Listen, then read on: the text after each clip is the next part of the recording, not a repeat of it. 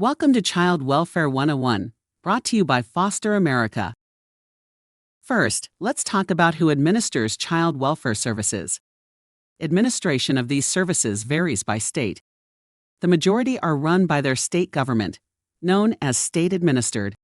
Others are state-supervised but county-administered, placing control in local jurisdictions while maintaining some state oversight. 3 states take a hybrid approach, partly administered by the state and partially administered by counties. Tribal administrations are independent from county or state jurisdictions and therefore have their own system for serving families and children. The official mandate of the child welfare system is to respond to child maltreatment, including both abuse and neglect. Most states will recognize 4 types of child maltreatment: physical abuse, sexual abuse, neglect, and psychological maltreatment. Neglect is by far the most frequent allegation that brings families to the attention of child welfare systems. States may define maltreatment differently. There is also no standardized threshold to determine that maltreatment has occurred. This is important to keep in mind when comparing data across states. The guiding principle of the child welfare system is to act in the best interest of the child, considering safety, permanency, and well-being. Safety is often defined as having access to food, shelter, clothing, a stable living environment, and protection from injury. Permanency encompasses the successful placement of a child in any family-based living situation that is permanent, whether that is achieved through adoption, reunification, or other means. Well-being is the hardest to define and measure. The federal government defines well-being as cognitive growth, physical growth, emotional stability, and social connection. In support of well-being, there are federal mandates regarding the physical location of a child in relation to other family members. This aims to protect sibling connections and help the child maintain relationships with relatives, community members, and others with whom they share a family-like relationship. In order to act in the best interest of the child, traditional services are often deployed.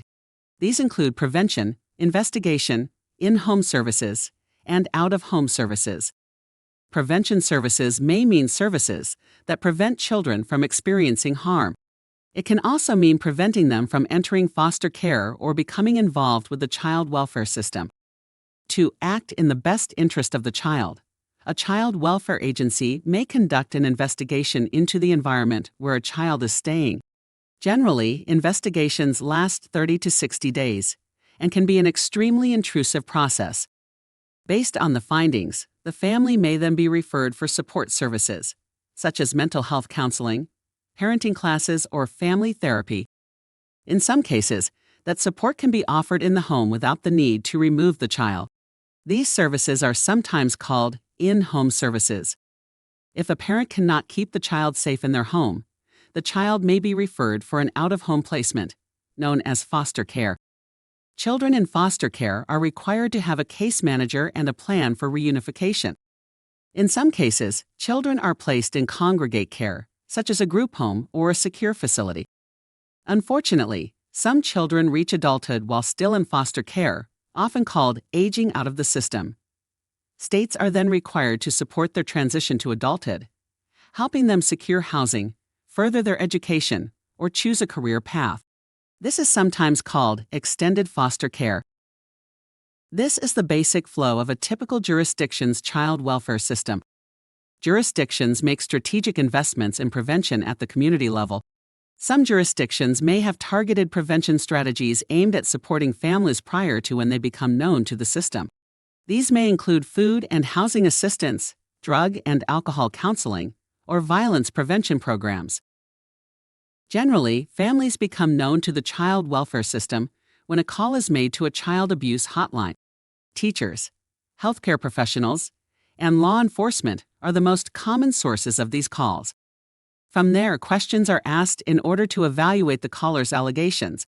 Roughly half of the reports will move further into the system, while the other half will be screened out as failing to constitute child maltreatment. Those that are screened in move on for further investigation. Generally, over a period of about 60 days, a caseworker will visit the home, interview the family, the child, and others who may have information about the allegations. This process is often very frightening and traumatic for the children and families involved. It's the job of the caseworker to determine whether maltreatment occurred and whether it is likely to occur again. Many families have their case closed at this point, without ongoing involvement from the child welfare system. For those with ongoing cases, two options are generally available. One is to support the family at home. Sometimes ongoing services are voluntary, and sometimes they are legally mandated by a judge. In other cases, the next step is for the child to go into foster care. This means that children are placed with a relative or kinship resource, with a foster family, or in a group setting. While children are in placement, there is always legal system involvement, both at the federal and state level. All decisions and timelines delivered by the Child Welfare Agency are overseen by the courts. The ultimate goal is permanency through reunification with the family of origin, adoption, or through legal guardianship. States are required to make reasonable efforts to reunify children with their families after they've been placed in foster care. Some stipulate that a child is automatically eligible for adoption if they've been in foster care for 15 out of the most recent 22 months. Those who do not experience permanency age out of the foster care system in young adulthood. The child welfare system seeks to avoid this. Nonetheless, it happens to tens of thousands of kids every year.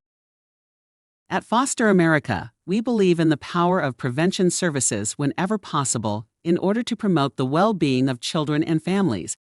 Primary prevention occurs before a family is known to the child welfare system. Secondary prevention happens after some type of maltreatment and involvement with the system. Tertiary prevention generally takes place when a child is removed from their home. This concludes our overview of the child welfare system. To learn more, visit our Knowledge and Learning Exchange, accessible through our website.